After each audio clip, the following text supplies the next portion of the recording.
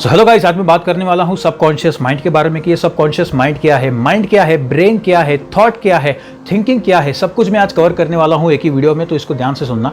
तो देखिए, subconscious mind के बारे में बात करने के पहले मैं आपको ये कहना चाहता हूँ कि माइंड क्या है, व्हाट इज माइंड। ये क्वेश्चन बहुत ही कम लोग करते हैं। यूट्यूब पे किसी ने भी ये वीडियो डाला नहीं है, बहुत ही कम लोग हैं जो कि इसके बारे में बात कर रहे हैं। तो सब लोग सबकॉन्शियस माइंड के बारे में तो बात करते रहते हैं, लेकिन ये समझना बहुत ही जरूरी है कि माइंड क्या है। अब माइंड क्या है ना कि लोगों को ये लगता है कि ब्रेन और माइंड दोनों ही सिमिलर है, दोनों ही सेम है। आपको भी ये लग रहा होगा, लेकिन नहीं, ये सच नहीं है। माइंड ब्रेन के अंदर होता है। अभी आप ये सोचते रहोगे कि ये ब्रेन है और ये माइंड है, दोनों ये ब्रेन के अंदर माइंड कैसे हो सकता है, ये तो पॉसिबल ही नहीं है। तो बेसिकली मैं आपको एक सच बताने वाला हूँ। माइंड क्या है? थॉट है।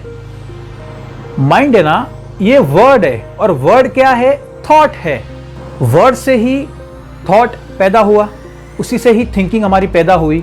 जैसी हमारी थिंकिंग होगी वैसा ही हम अपने आप से बातें कर रहे होंगे, फिर हम कम्युनिकेट करेंगे अलग अलग लैंग्वेजेस से, अलग अलग लोगों से। ठीक है, तो यही रोल होता है माइंड का। माइंड क्या है? थॉट है, और ये दोनों हमारे ब्रेन के अंदर फीडेड है, जबकि हमको ये भी नहीं मालूम कि ब्रेन भी एक थॉट है। ब्रेन भी एक थॉट है, लेकिन इसको साइंटिफिक टर्म में ब्रेन कहा जाता है, जिसके अंदर ये माइंड है। सिंपल है। अब ये समझना है कि सबकॉन्शियस माइंड क्या है, सबकॉन्शियस माइंड फंक्शन कैसे करता है। तो इसको ये भी कहा जाता है कि ये होमोस्टैटिक इंपल्स है। हमारा ये जो सबकॉन्शियस माइंड है ना, वो 90% है, कि ये 90% होता है, और 10% जो होता है वो हमारा कॉन्शियस माइंड होता है, जहां से ये इंफॉर्मेशन आती है और हमारे सबकॉन्शियस माइंड में फीड हो जाती है। उसके हिसाब से हम एक्ट करते हैं, वैसे ही हमारी बिलीव्स होती हैं, वैसा ही हमारा स्टेट ऑफ माइंड होता है, वैसा ही हमारा माइंड फंक्शन करता है। ठीक है, बहुत ही सिंपल कर दिया है मैंने इसको। तो हमको ये समझना है कि हमारा जो सबकॉन्शियस माइंड है ना, वो फंक्शन कैसे करता है। तो बेसिकली ये हमारे बिहेवियरल पैटर्न को फिट करता है, समझने की कोशिश करता है किसके रिलेटेड हमारे दिमाग में थॉट्स आ रहे हैं, हमारे दिमाग में क्या डिज़ायर्स है, हमारी सिचुएशन क्या है, उसके हिसाब से कैसे इमोशंस हमारे अंदर ट्रिगर हो रहे हैं। अब ये इमोशंस क्या होता है, हमको लगता है कि ये हमारे दिल में आते हैं। ये दिल में थोड़ी ना इमोशंस आते हैं, इमोशंस तो ब्रेन में आते हैं। तो ये जो दिल है वो भी ब्रेन में आ गया। तो ब्रेन क्या है? Bundle of thoughts, bundle of emotions. ये दिल भी यहाँ पे ही है, पर हम हाथ यहाँ पे लगाते हैं। इसके पीछे भी एक अलग ही साइकोलॉजी है, इसके ऊपर मैं अलग से वीडियो बनाऊंगा। बहुत ही सिंपल है। अभी आपको ये लग रहा होगा कि अरे हाँ, मैं तो ऐसा कहता था कि ये यहाँ पे दिल है, तो यहाँ पे इमोशंस आते होंगे। यहाँ पे इमोशंस थोड़ी आते हैं, यहाँ पे आते हैं इमोशंस। जो भी डोपामाइन होता है, जैसे भी थॉट्स आते हैं, वो यहाँ पे रिलीज होते हैं। और यहाँ पे भी दो हेमिस्फीयर है हमारे अलग अलग, राइट हेमिस्फीयर, लेफ्ट हेमिस्फीयर। यहाँ पे एनालिटिकल स्किल्स, लॉजिकल स्किल्स और ये सब हमको काम आता है। यहाँ पे इमोशनल, क्रिएटिविटी, ऐसे इसके रिगार्डिंग हमको थॉट्स आ रहे होते हैं, और ये ज़्यादातर ट्रिगर होता है हमारे दिमाग में, उसके रिलेटेड, पैशन के रिलेटेड, सिचुएशन के रिलेटेड। ऐसा कुछ ना कुछ हमारे दिमाग में चलते रहता है। तो ये दो हेमिस्फीयर हो गया। इसके पीछे भी एक साइकोलॉजी है। अगर हम हमारा लेफ्ट हैंड को मूव करते हैं तो राइट साइड का जो ब्रेन है वो एक्टिव हो जाता है ज़्यादा से ज़्यादा। जो भी हम काम कर रहे होते हैं, एक्टिविटी करते हैं, या जिम में अगर मैं कसरत कर रहा हूँ, तो ये वाला हाथ है ना, तो यहाँ का मतलब ऑपोजिट ब्रेन जो है, जो ये हेमिस्फीयर है, वो एक्टिव हो जाता है। और वाइस वर्सा ये सिमिलरली यहाँ पे भी होता है। यहाँ पे कुछ एक्टिविटी कर रहा हूँ तो ये स्टार्ट हो जाता है फंक्शन करने के लिए। तो ऐसा हमारा बिहेवियरल पैटर्न होता है। और ये सबकॉन्शियस माइंड क्या है आपको पता है? ये एक अनक्वेश्चनिंग सर्वेंट है। ये कभी भी क्वेश्चन नहीं करता। सबकॉन्शियस माइंड थोड़ी ना क्वेश्चन करता है। वहाँ पे एक प्रैक्टिस हो चुकी है, वहाँ पे हमारा एक बिलीफ बैठा हुआ है, वहाँ पे हमारी कंडीशनिंग हो रखी है, जो बचपन से हमको सिखाया गया है, जो जैसा हमको ट्रेन किया गया है, जैसा हम किसी और को ट्रेन करते हैं, वैसा ही हमारा सबकॉन्शियस माइंड चलता है। अभी आप समझो एक गाड़ी चला रहे हो या स्कूटी चला रहे हो, तो वहाँ पे आपको सीखना है पहले तो। अगर आप सीखोगे नहीं तो आपको डर होगा कि मैं ठोक दूंगा, तो वहाँ पे आपका कॉन्शियस माइंड ज़्यादा काम करता है।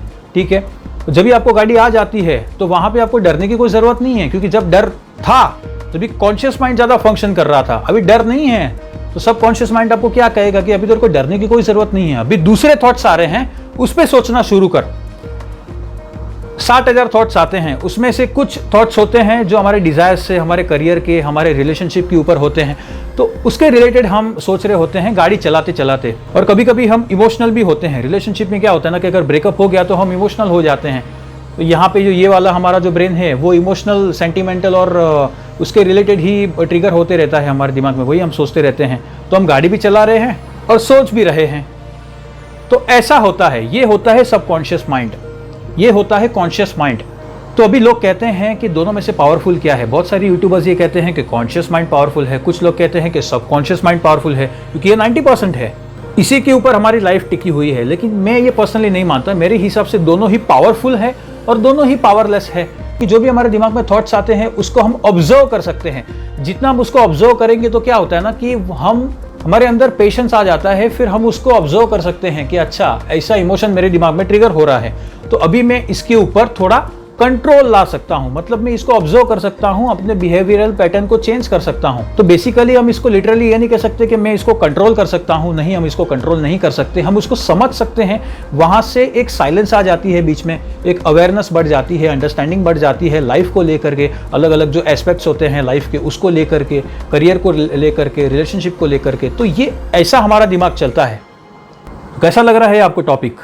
अभी आपको बोरिंग तो नहीं लग रहा होगा, आई एम वेरी श्योर। अभी आपके दिमाग में कैसे थॉट्स आते होंगे वो भी मैं कह सकता हूं। मतलब ये बेसिकली एक माइंड रीड करना हो गया, कि सामने वाले का माइंड रीड कैसे करे, ये क्या बकबक कर रहा है, ये क्या एजुकेशन और अवेयरनेस स्प्रेड करने की कोशिश कर रहा है। ऐसे और भी बहुत सारे मोटिवेशनल स्पीकर्स हैं जो कि ये कहते हैं, तो ये क्यों इतना टाइम पास कर रहा है, इसका मोटिव क्या है। इससे अच्छा तो मैं कोई गाना सुन लूँ ये सबकॉन्शियस माइंड के बारे में, और इसके बारे में मैं जान करके क्या करूँ। आते हैं ना ऐसे थॉट्स हमारे दिमाग में, माइट भी ऐसे आते होंगे, माइट भी पॉजिटिव थॉट्स आते होंगे, लेकिन ये भी एक थॉट है, नेगेटिव थॉट, पॉजिटिव थॉट, ये भी एक थॉट है। अब लाइक करते हो, डिसलाइक करते हो, इससे मेरे को कोई फर्क नहीं पड़ता। तो ये थॉट्स है ना, उसी के रिलेटेड हमारा माइंडसेट बनता है। तो माइंडसेट के ऊपर तो मैंने बहुत सारे वीडियोस डाले हुए हैं।